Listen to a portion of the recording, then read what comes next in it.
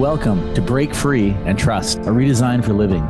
Join me, Chris. And me, Jacqueline, for real conversations about life, death, and everything in between. Learn to connect with your intrinsic power to grow and heal, how to laugh at your own humanness and not take life too seriously. Through healthy conversations between the feminine and masculine, you learn how to harness the power of relationship and the mirror to befriend your shadow and to trust that any obstacle that gets in your way is there to help you grow. Together, working at a practical level, you learn to trust that everything that is happening is for you, your growth, and ultimate freedom. Our circumstances don't matter. It's only how we relate to them that does. Get ready to befriend the wisdom of your body and the power of your mind. Break Free and Trust starts now. Welcome to Break Free and Trust, a redesign for living. I'm Chris. And I'm Jacqueline. And first off, I'm just going to apologize for the different audio and video you're getting from us today, because we're not anywhere close to home right now. We're in the middle, we're more towards the end of a 40-day trip to Europe and mostly Africa. And that's also going to be the topic of the show, some of our experiences we've had here. And we're going to have a conversation of that and share that with you, the listener. So I'm going to start the show off, Jacqueline. How do we end up sitting here in Cape Town today? And I think that's a really good starting point in the context of our show, which is called Break Free and Trust. Well, as many of you have been listening to our journey over the last 9 months or so, something like that, this year has sort of taken us on quite a journey. And I would say, in a lot of ways, reminiscent to me of a book that you and I both love called The Surrender Experiment. Mm-hmm. And life, well, my daughter Layla, who just turned 17 while we were on the trip, took a huge risk and decided to leave everything that was comfortable for her and go to Calgary to pursue a dream in basketball. And that dream didn't pan out the way that she had hoped it would, or thought it would. That's a better way of saying it. Mm-hmm.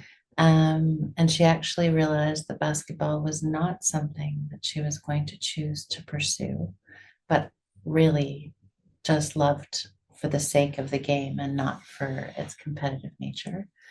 And in that shift, what happened was, I think in some ways, actually, a worried mom who had watched her daughter give everything that she had to a sport went, wait a minute, okay, what happens now? Because I know how much meaning, we know how much meaning matters in terms of overall sense of contentment and happiness. And we tried to figure out a way to turn this year into something that would be memorable and inspiring and exciting. And we decided to ultimately come here to do some volunteer work. And that's what this 40-day trip was sort of booked around. Mm-hmm. So that's what brings us here. Yeah. And I'd add to that too. I was reflecting on this before the podcast about this idea of surrender and not getting too fixated in what the plan is or what has to happen. And from my perspective, at the start of the year in September, the plan we had was we were going to really get settled on Bowen Island, where we have a yoga center, and we're going to be running retreats. We're going to be doing all these various spiritual courses and things like that. That was the plan, because all the kids are away. And it was only a week into that everything started to shift. And I recall you going to Calgary, first of all, just to see how Layla was doing. And I got the call pretty quickly saying, I think the plan is you're going to need to live there for a semester. And what am I going to do? And it didn't take long for me to just tap into that concept of surrender and say, this is what's happening now. How about I just say yes to going to Calgary too, and we'll see what happens. And what happens when saying yes to something like that, which is not what I was planning to do, wasn't on the radar, I had a lot of resistance to it, is here I am 30 days into a trip to Africa. It's pretty amazing. Yeah.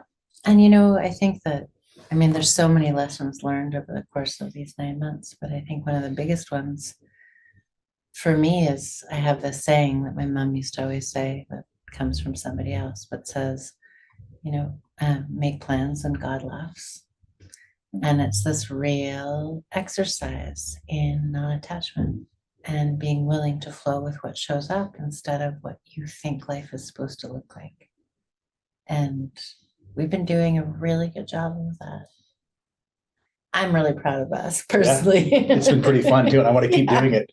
And the book that Jacqueline referenced was The Surrender Experiment by Michael Singer. And we talked about it many times before. Yeah. All right, let's talk a little bit about the trip. So where have we been in Africa, Jacqueline? Well, we flew through London and spent 5 days exploring London. And then we landed in Africa and went straight to an incredible place called Imiri, thanks to a dear friend of ours in Vancouver who recommended this experience. And Imiri is an animal conservancy, but it's also an incredible volunteer opportunity. For anybody interested in experiencing, I would say there's three different pieces to it. One is an animal conservancy piece. One is a community piece and getting involved with locals in the community. And it's a very rural area. And the other is really giving back and working on the land and helping the people that run Imiri do what they do best. And how did you come, or had you heard about these types of experiences before? Because I've been to Africa before, and we'll get into that later, but I'd never heard of this sort of, I call it ecotourism or this volunteer work, and it's blown my mind. So I did. When I was about 17, I was lucky enough to grow up with a cousin who was almost the same age as me. I think we were 2 months apart. And we left at around 17 years old and went to do a trip to Costa Rica, where we worked with a group that was affiliated with the Peace Corps. And we moved into a squatter village just outside of Limon and did some really incredible volunteer work there. And it was an experience that, honestly, I look back in time and it's an experience that I think about all the time, and it changed me and my experience of the world, or my perspective of the world. And it's why I really wanted to do something like this with Layla. And the opportunity that we've had to do that, the three of us, has been, I don't know, it's been kind of mind-blowing. Yeah. And, I think one of the most beautiful pieces of these kinds of experiences, or at least one of the ones that touches me the most, is this ability to actually step out of our everyday, the speed of our life, the consumerism that's involved in our lives, the nonstop to-dos and activity and busy work, and actually step into a culture where none of that is really present, and something else wakes up inside of you. And it was as much alive for me, this trip, as it was when I was 17. So it's really amazing to see that through a 17-year-old's eyes. Yeah, and I can't say enough about the volunteer experience of I've only done this one with Africa, but I had been on the high-end safari trips a number of years ago, and having done both, I don't imagine myself coming back to Africa to do those again. I think every time I come back here, I'm going to want to do a volunteer program of some sort, at least for part of the trip, but for the bulk of the trip, because it was such a profound experience for me. What about the experience touched you most deeply? With the volunteer experience in particular, I think maybe it's showing up in the right time of my life, but it was really felt like an opportunity to get out of myself. And I've been working at that for a number of years now, but I really felt it in these 2 weeks. We're in this every morning. We're up and in the truck at 6:15, and we're doing work in the community with the animals, building things and whatnot. And there was something so satisfying and so peaceful that I was there taking directions from these other people, helping in a number of capacities. And it wasn't about me. It was about giving back to others, but simultaneously being exposed to this beautiful place.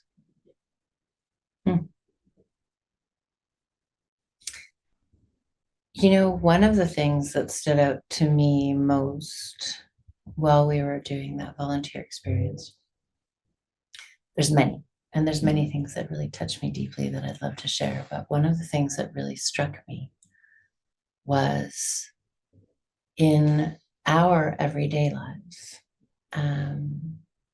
we have at times, some pretty intense, I'll say with quotation marks, spiritual practices. So meditative practices, breathing practices, yoga practices, etc. All designed to really bring us into the moment, into the here and now. And what I recognized on this trip, as we were really living in every moment to moment, surrounded by people who were engaged in the now so completely, was the awareness of how much my mind wandered into the past and the future. And this practice, we've talked about the presence process before, and it's a process that I've been engaged in for 2 years consistently. And in that process, there's a mantra that you repeat to yourself every time you breathe, which is, I am here now in this. And I kept being drawn back to that because I did watch how much my mind wanders into what happens next. Where are we going next? What's the next activity? What's the next piece of work we're doing? What's our next meal? All of those places that my mind went whether it was the natural world and the animals that we were with and the necessity of being in the now for safety, or it was watching our guides and teachers or the chefs that were working, cooking for all of us volunteers, or the people that were working in the garden, or the trackers that had to be so in the now to be engaged with the animals to protect all of us, that I was both amazed and surprised by how untrained my very practiced mind is still in being in the now.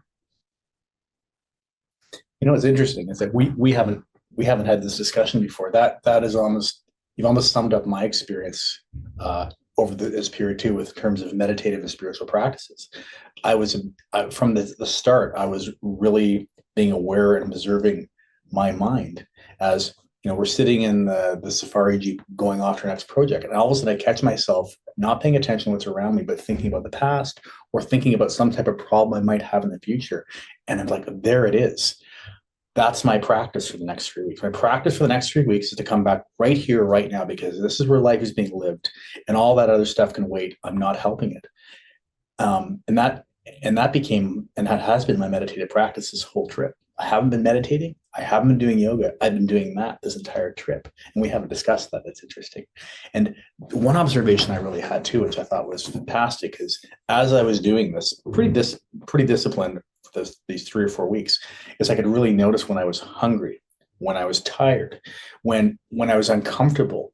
It was harder to bring my mind back to the center. And that also became part of the practice. Yeah. It's been beautiful.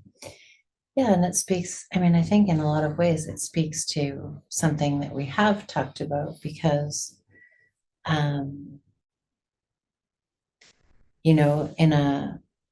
would say probably in a more mature way than I experienced when I was 17, but maybe not. Something that became very clear to me again, both in the realm of what we're just speaking about and in other realms, is that we come as Westerners, we come to places like Africa, and we think that we have so much to bring, to share, to give. And it's so arrogant, because the truth is that when you land in a place like we did at Aimiri, which is 2 hours, 2.5 hours outside of the capital of Zimbabwe, in a rural area. What you come to recognize very quickly, or I did, I think one of my first observations was watching people engage with each other, like locals engage with each other, and seeing the pure, unadulterated joy and laughter that didn't just happen in one interaction, but it happened in almost every interaction. And just this experience of like, wow, in our culture, when moments like that show up, we're so moved by them because they're a rarity. They're not the constant. And here we are in a place where, you know, from a consumerist perspective, they don't have much. But their hearts are wide open, and communication is joyful and present. Partially, I think, because they're in the moment. They're so in the moment. And it really, it struck me both from a place of, you know, so being so happy to be there to experience that, but also in a place of a little bit of sadness of recognizing that our culture doesn't have that as much.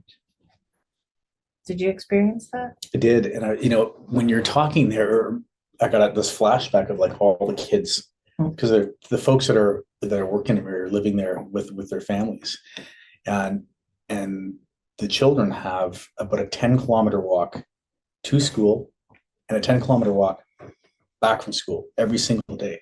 So they're actually setting out on the road just as the sun comes up. And there's like rhinos and there's elephants and there's buffalo all through this conservatory that they need to navigate and manage on their way there. And often as we're driving to our activities, we'd see some of the children on the road and we pick them up. They pile into the Jeep with us.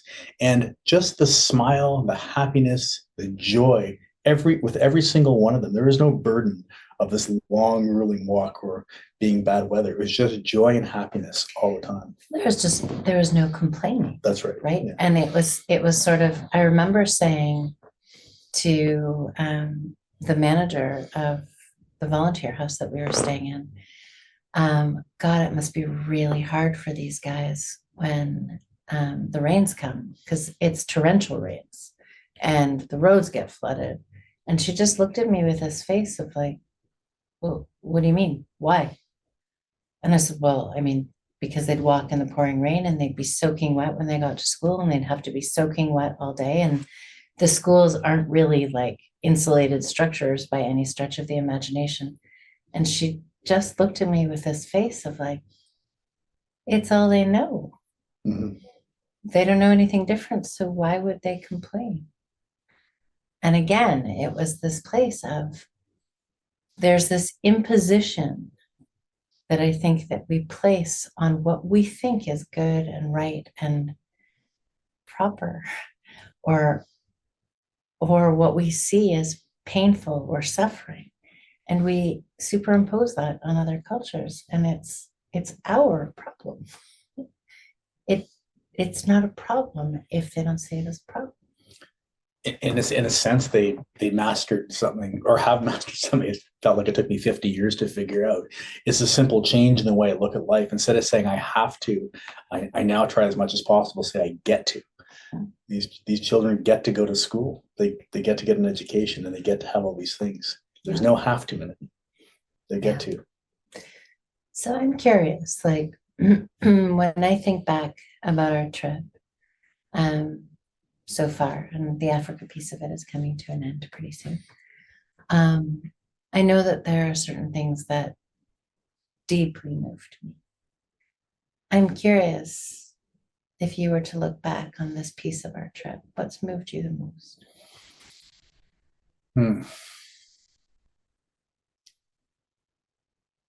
It's a longer answer, and I'll give it to you. So I was. This is my second trip to Africa. And there's a saying that goes something like this: I envy the person who's never been to Africa because they have so much to look forward to. Right. So I'd had that first trip. So this is my second trip. And this is what really struck me. My first trip to Africa was It's about 7 years ago, and I was in the height of my career, and probably getting close to the pinnacle of, I would just call whatever it was, my discontent, my loss of meaning in life. I don't know, the depression or melancholy is a better word for it, that I was really feeling a disconnect from all the things I was doing, and I wasn't finding purpose in anything. And I came to this trip in Africa as part of a sabbatical from work, which was meant to refresh and recharge me. And I so distinctly remember those first few days in particular, but for the whole time, I think I did 4 different safaris over 2 weeks of just with myself thinking, this is what life is. This is why have I not exposed myself this for, I think I was 48 at the time, for 48 years. Why haven't I been in this moment that is so alive in every aspect of it, whether there's animals, the big sky, the country? Why am I just exposing myself to this now? And why have I chosen to get up early in the morning, get in traffic, and go to a little prison cell that I call my office every single day to create numbers on a spreadsheet and a bank account to buy things I don't necessarily need? And I was just sitting with this existential crisis at that time. And, went through the trip, went back, and of course, didn't do anything about it. I just tried to go back into the life I was living. And I think it was only 6 or 7 months later that I ended up taking the leave of absence from work and never went back, and went through my whole dark night of the soul midlife crisis, which I've talked about enough on this podcast. So that was my first experience with it. And so I wasn't entirely sure what I was going to get this time around. I was really excited to go back because I loved it so much. And I think that my biggest realization was maybe where I am in my own journey, in the sense that I feel that this particular trip to Africa and what's happening now, it's not an escape from anything. It's actually not going from one place to the other. It's just part of life now. This is, it's a continuation of the same life I have now in Vancouver on Bowen Island. The work I do with others and the passion I have for that, I'm just bringing that to this place now. And I felt such a deep connection with the people, the land, the animals, the everything. I just felt this sense of pure oneness, and wishing I could be here more, doing something different, just recognizing that this just is part of my life right now. And I just felt such a sense of peace and ease and connectedness with everything we've done this entire time. And that's a really new feeling for me.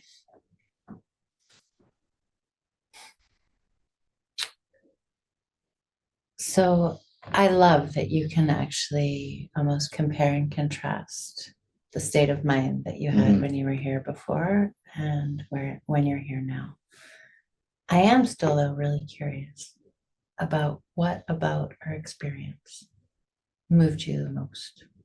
And I'm not talking about your experience of you. I mean more your experience of either the work we did, or the animals we were with, or the people that we spent time with. So not my internal experience, now my the volunteering for sure, because that was new for me. I'd been on safari before, and I've been around the animals before, but this whole experience of being with this group of people that have all come together with this common goal to, give back in some way to society at large, to work with others, and everyone working without complaining, without any argument, all collectively for this common goal. And I think within that, I'm rambling a bit. I'm trying to pinpoint it. I'm just trying to feel into it right now. And I think if there's one moment, I think it's the work we did in the first week of volunteering with the children. We taught English one day at a local school.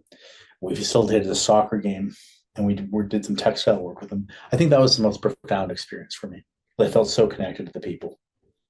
I still remember that picture of you with a little girl. Mm-hmm. Yeah, that you were teaching. Yeah, there's this little girl. I remember her name was Leanie, and I think she was 10 years old, and she was so excited to have me there, sitting at her table, teaching her and 2 of her friends to read this book. And she was so excited to show me the words she knew. And she's quite a smart little kid. And I still laugh because I asked her how old she thought I was, and she said 82. And so I got over that and forgave her. But she gave me the biggest hug at the end of that. Is that why you shaved your head afterwards? Because your hair. Chris's hair is pretty white, and as soon as he shaved his head, he looked a little bit younger. Yeah, maybe Maybe lean he was was the leaning, reason yeah. for it. All right, let me ask you the same question. What was the most profound experience for you in this? I had so many. Um, but I think actually, similarly, our work in the community touched me really deeply. And it was this one afternoon we went to go and spend time with a woman who goes by Mrs. T. Mm. And she and a group of other women had really, well, one, they acknowledged that there was a problem with very, very young women getting pregnant in their community. And so they created out of a shipping container. They cut out windows and created sort of a safe space for women to gather. And in that safe space, they did all kinds of things, which Mrs. T ultimately, well, she challenged her culture in a lot of ways and began to support young women when she recognized that young girls were missing 5 days of school every month. And it's a much bigger story, which I would love to get into, but I know that we are running short of time for this part of the show.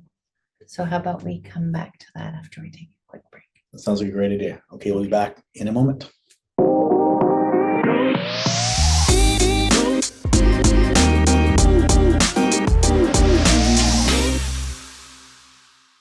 Okay, we are back. And I think right before the break, Jacqueline, you were going to go deeper into the story about Mrs. T and girls. Okay.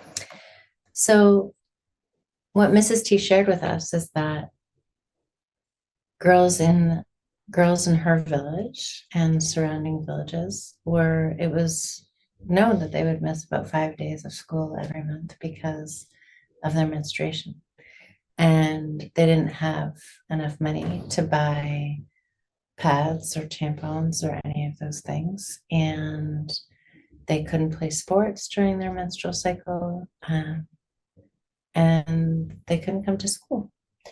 And so what she did was she started, she had gone to college to do design, textile design, and she designed these reusable pads for these girls and started creating these bags of 2 reusable pads, some soap, and a cloth. And they called them bags of joy because when they were given to the girls were so excited that they could now be part of their everyday life without having to hide. That she called them bags of joy and has actually taken this to the villages, surrounding villages of where she lives, but also to Zambia and Namibia. Is that right? That's right. And we got to go in, and Chris and one other guy who was with this group of women, we made these bags for these girls. And we got to give them to a group of 13-year-olds and listen to some of their stories about what had happened to them before they were given these. And, it's interesting. In some ways, it's such a small gesture, but it was such a big deal. It was a big deal for a woman to be educating young girls about their periods in the first place. That's not something that their mothers talk to them about. She was so nonchalant about doing it and so integrous in her process that I was really moved. And I was really moved for probably a lot of reasons. I was moved as a woman, I was moved as a mother, but I was also really moved because, again, what I was saying about us imposing our ideas on what's needed and what's not needed is I was moved by the fact that a need was noticed within a community, and it was met within that community with exactly what that community needed. And this real sort of awareness of, our tendency to sort of hear that there's a need, and then we come in and we ship all kinds of pads or tampons or do whatever into these communities. And actually, I cried watching these girls receive what they received and listening to the elder women within the community speak, and really spent some time thinking about how could I go back to Vancouver and support the initiative that's already being created rather than do better, right? Optimize it. Yeah, totally. Yeah. And it's interesting because when we got to Victoria Falls, we went to a store and there was a whole other similar initiative being run in Vic Falls by another group of women. And so it really, there was something, I don't even know if I might not even be explaining myself very well, but the depth of how much I was moved by that process it really struck me. And it brought me into this place of like how Layla, my daughter, who is deeply engaged in sport, was like, how can women in sports support these kind of initiatives? Not by optimizing, as you said, the initiative, but actually by going deeply grassroots into the places that are already doing it and help support them grow. Yeah. I mean, and in that too, I felt very moved being part of the work we did that day, and understanding that what I was doing, I could feel that what I was doing was meaningful. It was going to make a difference, and I could see the girls was going to make a difference too, and it felt profound. But when it comes to Mrs. T, I think the other thing I really acknowledge, and it was her and some of the other community people we met too, is this is a woman that has wealth, and she's carved off some of her spare time to do this, or she's made a donation to do this in her spare time. Her whole life's devoted to this. And she throws herself into this because she loves her community so much. She cares about the girls so much. She's going to do this with all her time. And she trusts the broader community will just take care of her. This is profoundly beautiful. That level of faith in each other, faith in whatever, higher power that they're tapping into, to just recognize this is what I'm going to do to better the world. And I'm just going to trust that I'm going to be okay if I throw my heart into this thing. It is just the most profound, beautiful lesson that I don't think we see a ton of that in the West anymore. You're reminding me, just listening to you speak, of the drive that we just took from Wenge back to Victoria Falls. And we left camp at like 5:45 in the morning and drove to the main camp at Wenge. And we were picked up by a gentleman by the name of Prince. And one of the things I actually want to just backtrack and say is many of the people that we met in Zimbabwe were Shona, and some of them had Shona names, but most of them had English names. And let's just see if I can think of some of their names like blessing, loveness, innocent, polite. Can you think of more? Bright. Yeah. Grace. Just names that actually, like, qualities that we strive for are names that they're gifted. Gift was another one, right? Anyways, we got into a car with a man by the name of Prince, who was going to drive us back to Victoria Falls for our flight. And I think were you guys sleeping in the back of the car? I think so, yeah. Yeah, you were sleeping in the back of the car, and I was sitting up front because I get car sick. And I started having a conversation with him, and I asked him if he liked driving, because he's a driver. And he said to me, "Oh, you have no idea how much I love driving." And I said, "Tell me." He said that he grew up in a very, very poor village and was the son of a single mother who was off. He was shuffled between relatives, him and his siblings. And they lived in this village. And from a kilometer away, when a bus would go through the village, the bus would start honking. And when the bus driver would come through the village, the bus driver, to him, in his child's eyes, looked like a king sitting on his throne driving through the village. And from the time he was a young boy, all he wanted was to feel like the king that he saw driving through his village. And so he became a driver. And he said that it was such a gift to him to be able to pick people up, to greet them, to get to know them, and to know that he was personally responsible for delivering them safely to wherever they needed to go, and that he couldn't imagine a better vocation. And it brings me back to what you were saying about Mrs. T, which is there is to sit and to listen to the passion. There's another word I'm looking for and I can't find it. But it's like the essence of his heart was so clearly present in what he's doing that there was no, I wish I was somewhere else.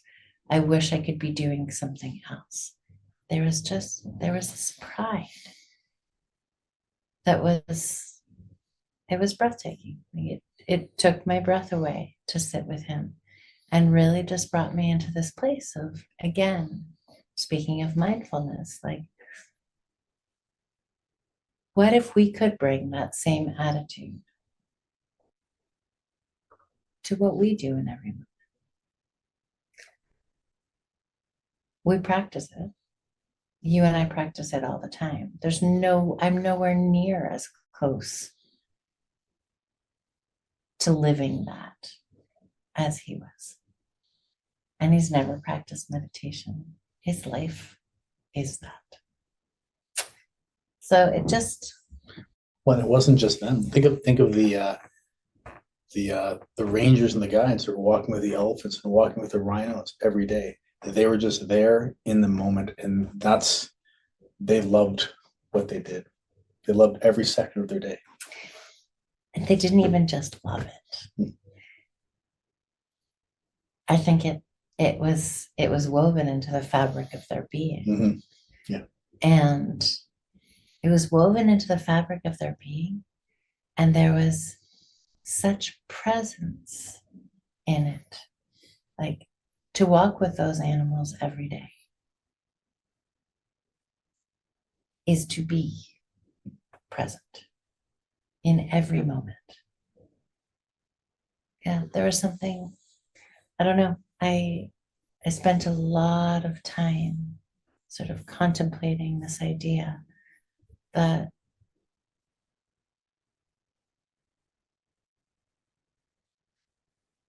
we have it wrong. Well, it comes to that thing you said earlier, where it's like we generalize here that Westerners think we have all so much to teach people here, and there may be some things we have to teach them. But for me, I had the same experience, or very similar experience to you, is that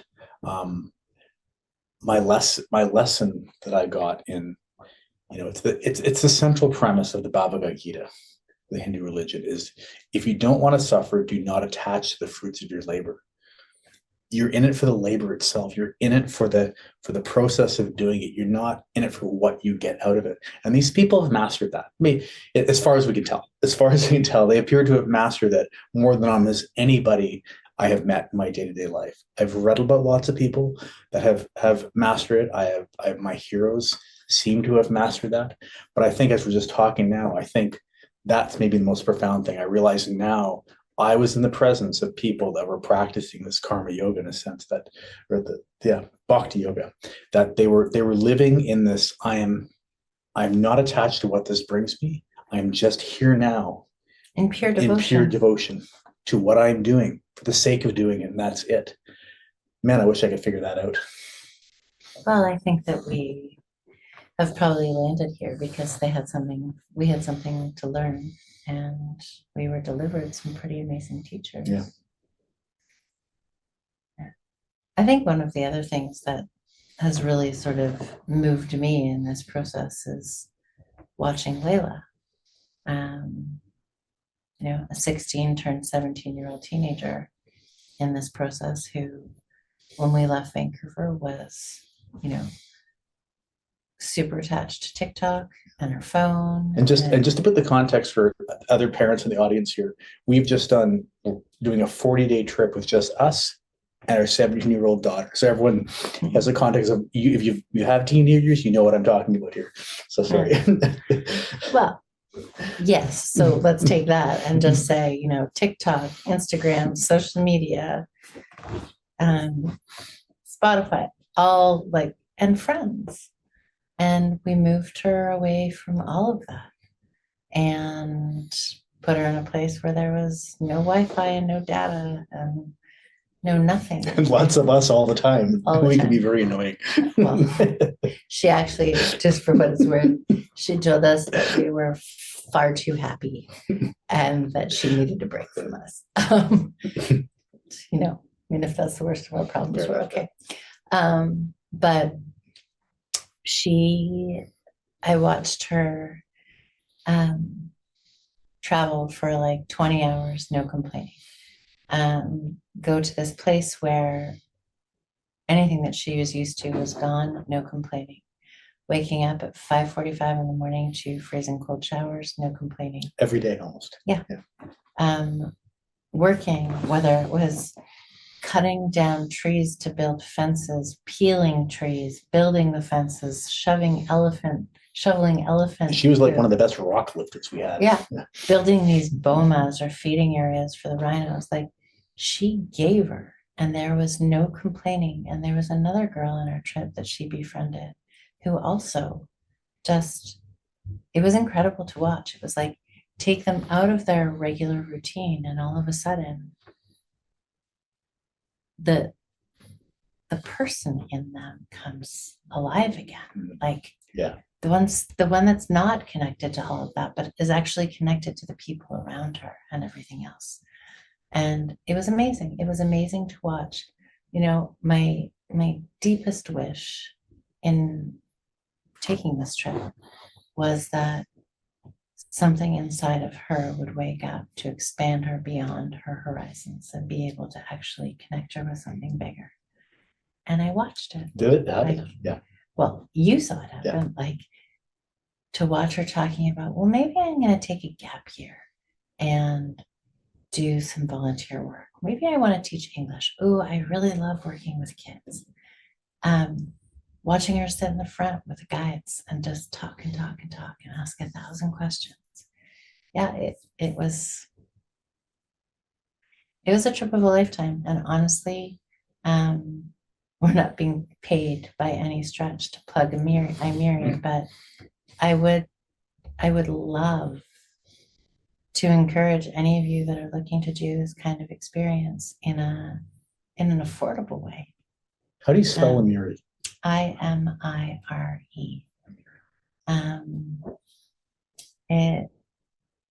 I think it's a 3rd generation run animal conservancy, and education is really important, and they've built a community. Poaching was a really big deal in their community, and in order to prevent it in a lot of ways, they've built a community within Imiri and then with all the villages surrounding Imiri to create a peaceful, productive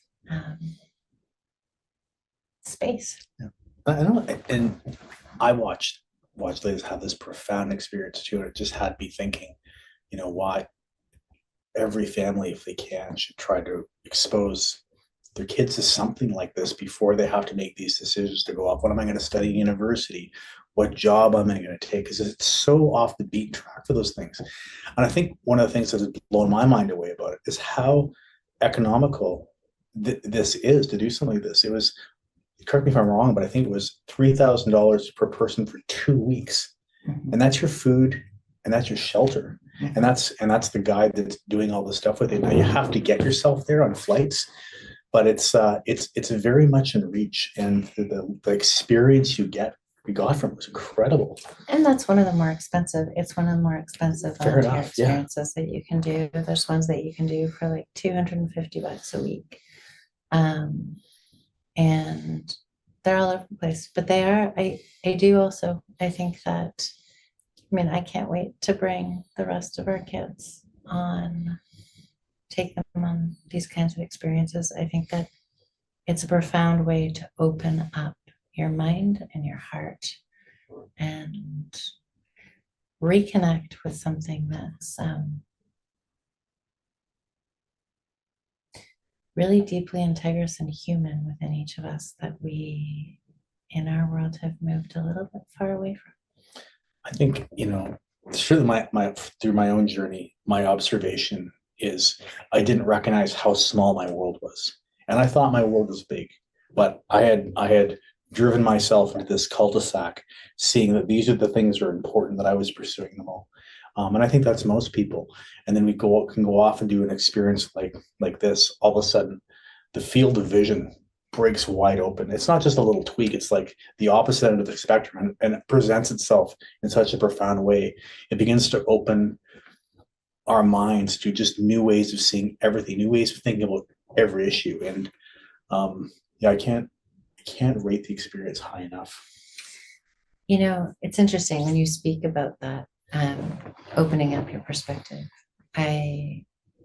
You've heard me speak about this before, but there's a moment that I was working in a residential treatment center for addiction and trauma.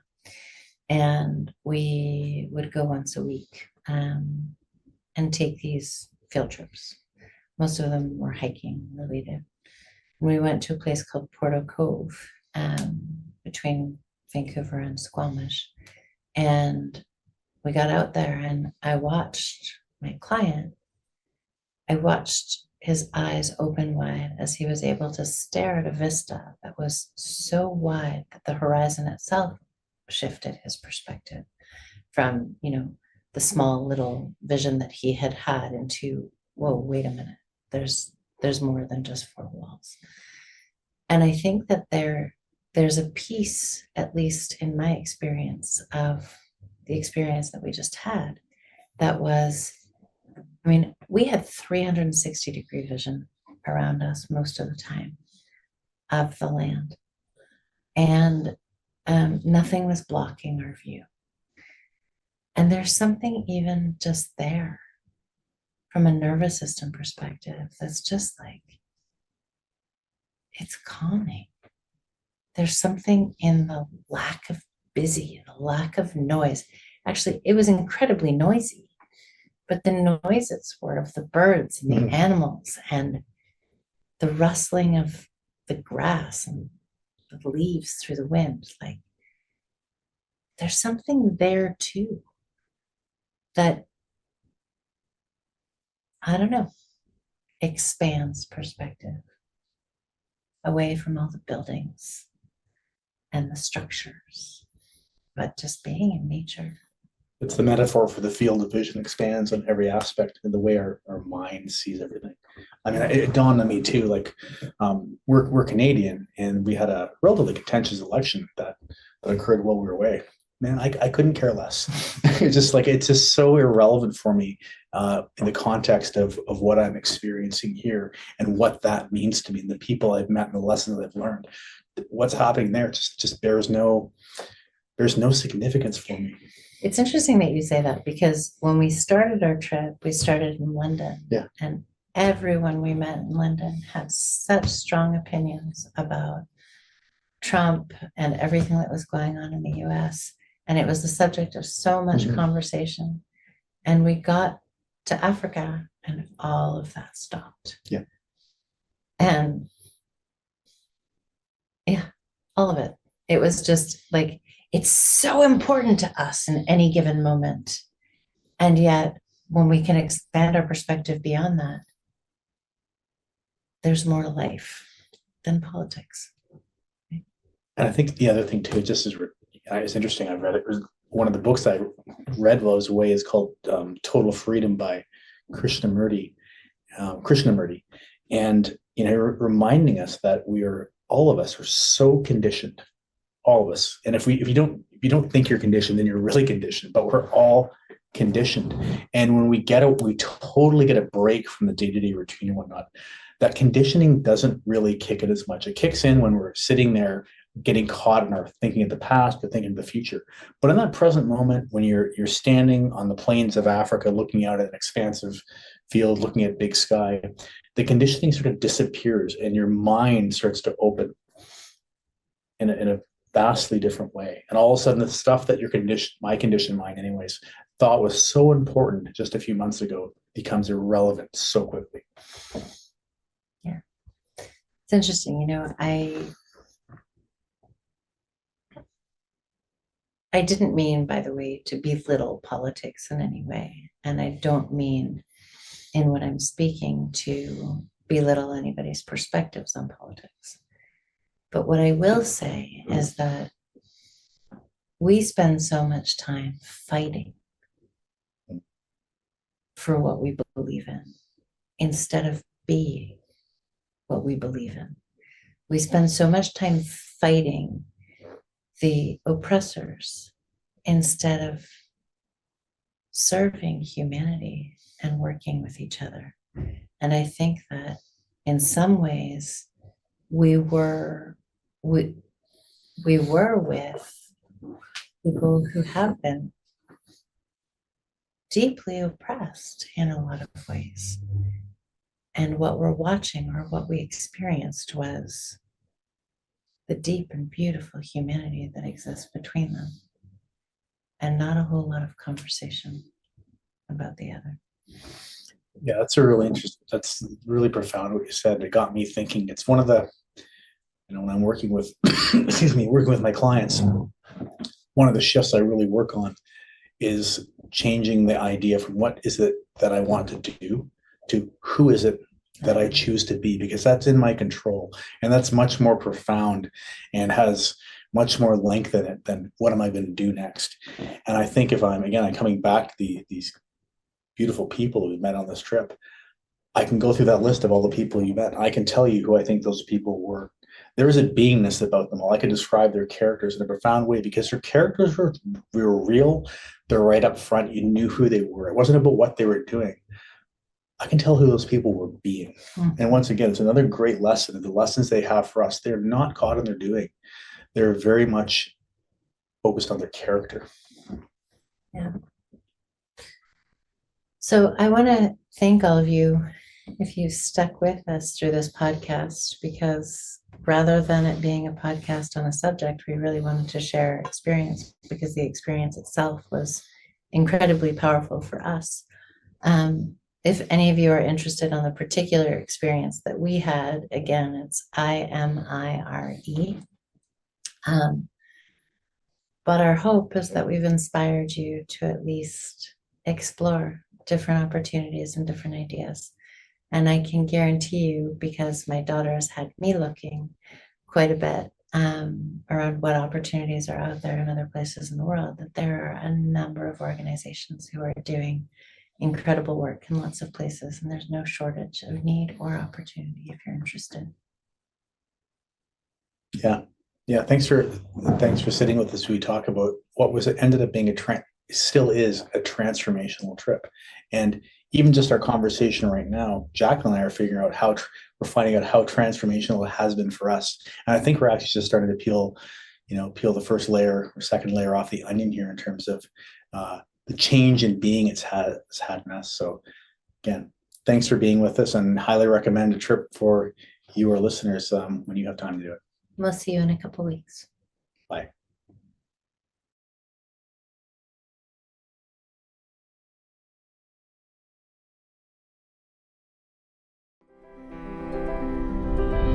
You've been listening to me, Chris. And me, Jacqueline, on Break Free and Trust, a redesign for living. Tune in every second and fourth Monday at 3 p.m. on Transformation Talk Radio for more real conversations about life, death, and everything in between. Learn to connect with your intrinsic power to grow and heal, how to laugh at your own humanness and not take life too seriously. Through healthy conversations between the feminine and the masculine, you will learn how to harness the power of relationship and the mirror to befriend your shadow, and to trust that any obstacle that gets in your way is there to help you grow. For more information or to connect with us personally, visit theway-healing.com. That's theway-healing.com.